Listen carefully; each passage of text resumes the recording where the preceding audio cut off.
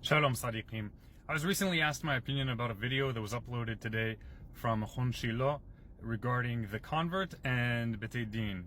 So a convert's position on a Beit Din. I listened to the entire video. It's very common that in the great content uploaded by Machon Mamre of Rabbi David Bar Chaim that I learn new information. And this particular video, I didn't really hear anything new. However, contrary to what many might think, I don't have a different opinion from what they said in the video. I actually enjoyed the video. I thought they did a much better treatment of the topic than you will usually hear. However, I'm sure that the speaker in the video did not intend for it to be a completely exhaustive discussion. And there is certainly much more to be said about it. But I also think that the careful listener would notice that he did make correctly a number of nuanced statements about the particularities of this concept. So, in short, number one, any nation on earth, any nation that does not put into place certain limitations, certain safety nets, when it comes to immigrants, newcomers to that nation is doomed to fail. It's doomed to self-destruct. This is just as true in the United States right now as it is true in the state of Israel right now, as it has been true throughout history for every nation. So imagine, if you have a nation that allows open borders, anybody can come in, and those people that come in freely without any checks and balances, they can also vote however much they want. That is national suicide. Our sages of blessed memory, Hazal, Hachamenu Zichronam Livracha, they had the foresight to see that we need to establish certain fences in the political, legislative, judicial borders of the people of Israel. And one of the things they instituted is that in the same way that the Torah, the everlasting guidance of God to Moses, in the same way that it restricts who can be a king of Israel, they applied a similar concept to being judges over Israel. However, there are a number of caveats to this concept, which they themselves mention, acknowledge, and act upon. And some of these are mentioned in that video recently uploaded by Machon Mamre. So, some things to keep in mind when you're thinking about this topic. Number one, yes, it is true, without a doubt, that there is a limit on the positions a newcomer and immigrant unto the people of Israel can hold within the people of Israel.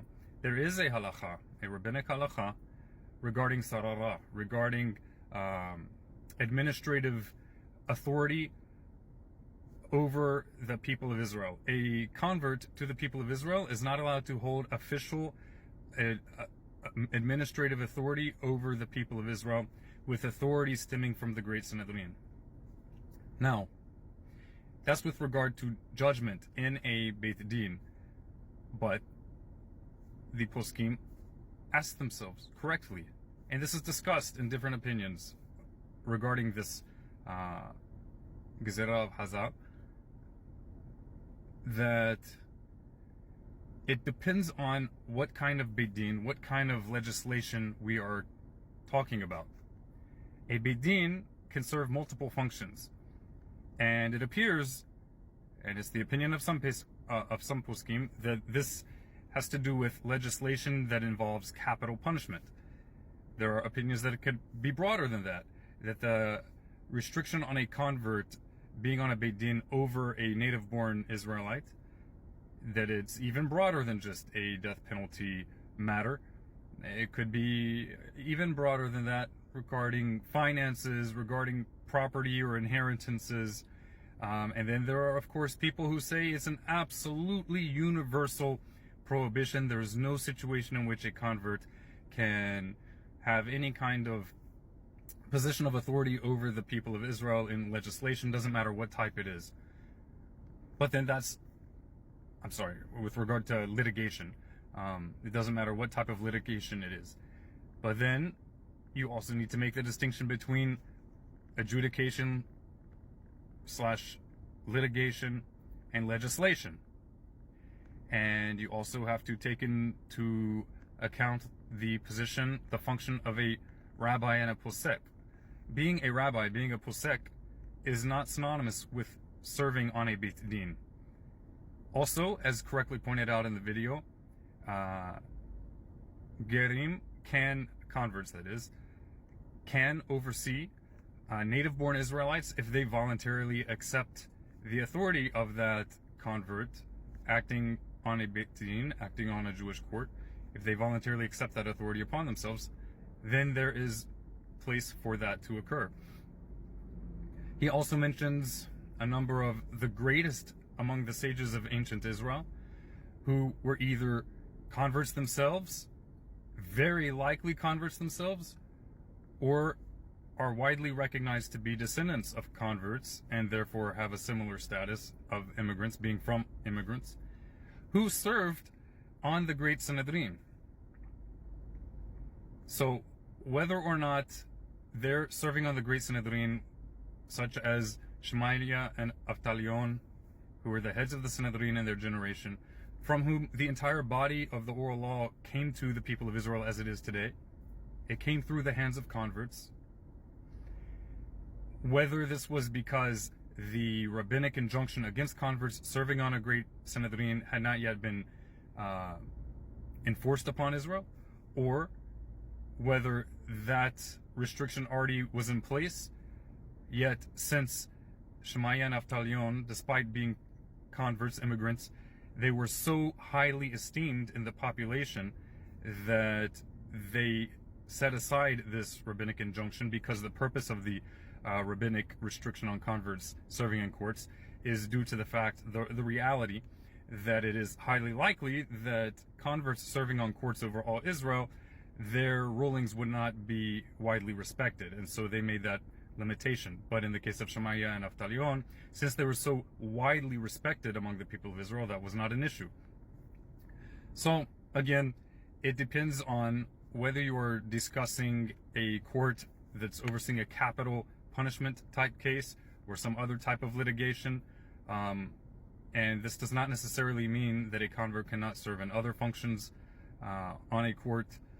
And of course, there are opinions that it's a blanket prohibition. So there is definitely not only room for more than one understanding of this halacha, but there are more than one position regarding the intention of this halacha from Hazal. Also, it's important to note that a group of 3 hediotot, 3 regular Israelites overseeing conversion, that is not a capital punishment case. That is certainly not a litigation over native-born Israelites, which is the reason why many poskim traditionally held that converts can oversee conversions. Of course, in more recent generations, there are, of course, those as well who would like to see a blanket prohibition on converts even overseeing conversions. But regardless of that, whether converts can or cannot oversee conversions, there has to be, reason dictates that there needs to be some kind of restriction on newcomers to preserve the security and integrity of the people of Israel as a whole.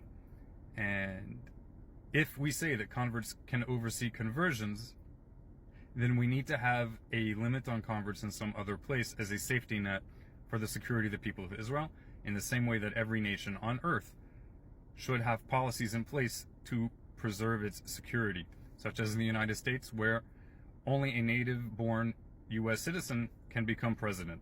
There are checks and balances. Hope this helped. Wishing you all a Mu'adim l'simha, and tizku rashonim rabot l'mu'adim tovim. May you merit many wonderful years and happy holidays. Shalom uvracha.